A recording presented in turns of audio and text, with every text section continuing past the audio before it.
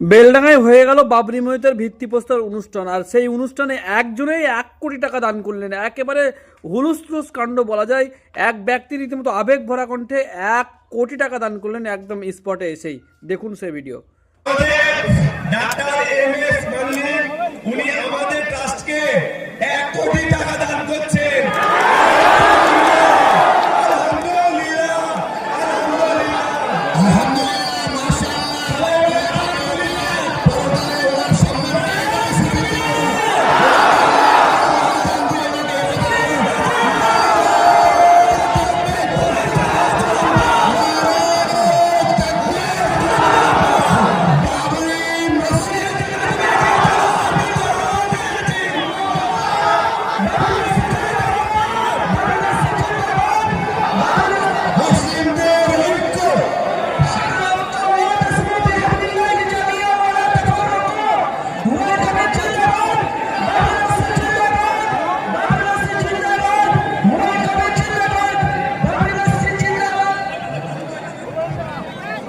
এই পতাকাটা ফেলতো মারা।